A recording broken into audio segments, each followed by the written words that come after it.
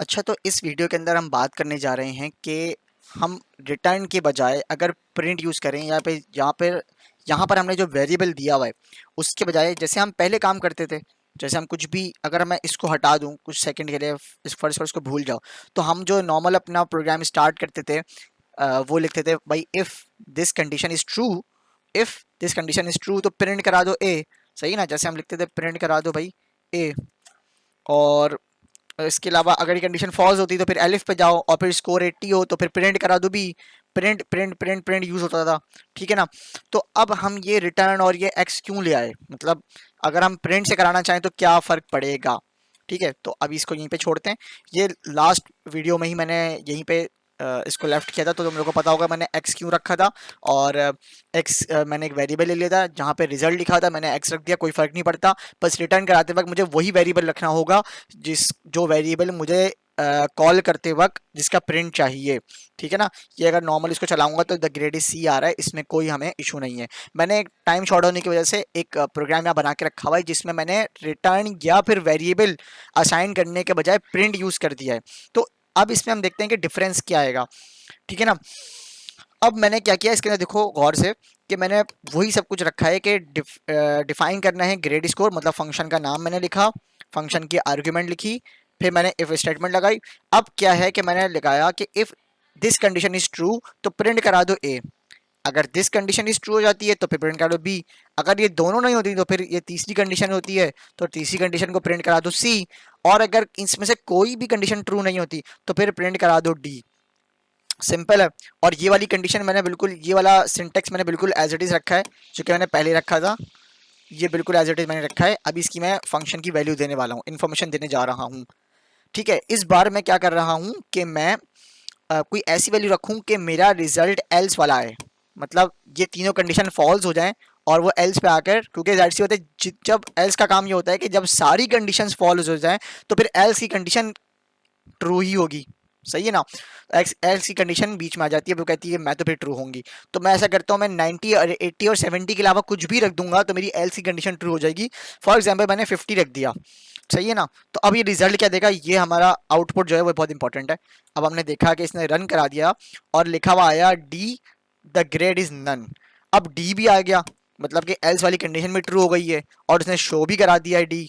लेकिन यहाँ पर क्या लिखा हुआ है, द ग्रेड इज नन। हम जो चाहते थे वो लिखा आए द ग्रेड इज डी। ठीक है, डी ऊपर चला गया और यहाँ पे नन लिखा हुआ आ गया। अच्छा भाई, ये क्यों हुआ? अब इसको समझने की चीज़ है कि ये गड़बड़, ये क्या हो रहा है हमारे साथ ना। अब क्या था कि हमने इस फंक्शन को कॉल आउट कराया जब, तो क्या हुआ कि फंक्शन गया घूमने, पूरा फंक्शन चला, एग्जीक्यूट हुआ। जब पूरा फंक्शन एग्जीक्यूट हुआ तो इसके अंदर जो कंडीशन ट्रू होगी, देखो प्रिंट एक कीवर्ड है। यहाँ पर मैं बात को रोककर एक चीज समझाना चाहता हूँ कि प्रिंट एक कीवर्ड है। ठीक है, जिसका काम क्या होता है कि आउटपुट देना ही देना। जो चीज आप प्रिंट के इस पैरेंथेसिस के अंदर दोगे वो उसको बिना किसी कंडीशंस, बिना किसी लूप के छाप देगा, डिस्प्ले करा देगा। ठीक है ना? और रिटर्न क्या है? रिटर्न एक आपका स्टेटमेंट है। सही है। और रिटर्न क्या करता है कि पूरे फंक्शंस में से लेकर जो वैल्यू उसको बाहर पास ऑन करनी होती है, इस फंक्शन का खुलासा देना होता है, कंक्लूजन देना होता है, वो उस वैल्यू को लेके पास ऑन करता है। सही हो गया? तो अभी अगर हम प्रिंट पे बात करें, सिर्फ कि प्रिंट एक कीवर्ड है, तो जब मैंने ये इस ऐसे ही लिखे हुए है बिल्कुल एज इट इज, मैंने इसको कॉल किया तो ये इस पर गया और 50 की वैल्यू लेकर गया। सही। अब 50 की वैल्यू लेकर गया तो सबसे पहले उसने देखा कि भाई ये कंडीशन फॉल्स हो गई, ये कंडीशन भी फॉल्स हो गई, फिर ये कंडीशन भी फॉल्स हो गई। तो जो लास्ट कंडीशन मतलब एल्स की कंडीशन है वो ट्रू हो जाएगी, और जैसे ही वो ट्रू होगी तो उसकी बॉडी के अंदर आ जाएगा। एल्स की कंडीशन ट्रू हुई तो वो इसकी बॉडी के अंदर आ गया, और जैसे ही इसकी बॉडी के अंदर आया तो वहां पे लिखा हुआ था प्रिंट डी। अब इनकी तो बॉडी के अंदर ही नहीं आया था ना, जब ये कंडीशन फॉल्स होगी तो इसकी बॉडी के अंदर नहीं आएगा ये, बल्कि एफ से डायरेक्ट एलिफ पे आ जाएगा। जब ये फॉल्स हो जाएगी तो फिर ये एंटर नहीं होगा, ये डायरेक्ट एलिफ से एलिफ पे आ जाएगा, फिर ये एल्स पे आ जाएगा। लेकिन जब ट्रू हो जाएगी तो फिर, क्योंकि एल्स तो फिर ट्रू होनी ही होनी है, तो फिर ये इसकी बॉडी के अंदर चला जाएगा। और बॉडी के अंदर जाते साथ ही क्या मैंने कमांड लिखी है कि भाई प्रिंट करा दो डी, और उसने डायरेक्ट डी लिख दिया यहाँ पे। ठीक है, जब इसने ये फंक्शन पूरा रन करा दिया तो वो नीचे आया, उसने कहा प्रिंट अब ये वाली स्टेटमेंट को वो कराएगा, द ग्रेड इज उसने प्रिंट करा दिया। अब क्या सीन था कि अब उसने वो वाली वैल्यू लिखनी थी जो कि ग्रेड स्कोर से एज अ रिटर्न आई थी, मतलब बाय पास ऑन होके एज अ कंक्लूजन आई थी। ग्रेड स्कोर की वो वैल्यू जो हम चाहते थे कि ये हमें मिले, सही। तो हम यहाँ लिखते रिटर्न। अब जब रिटर्न का स्टेटमेंट ही मौजूद नहीं है तो उसने नन करा दिया प्रिंट, सही। अगर मैं यहाँ लिख देता सिंपली रिटर्न कर दो, रिटर्न कर दो डी, फॉर एग्जाम्पल मैं दे रहा हूँ ना, रिटर्न कर दो डी, अब क्या होगा देखो, क्या हुआ, डी ये वाला प्रिंट अलग हुआ, सही, जो कि प्रिंट वाला डी था, ये अलग एग्जीक्यूट हुआ।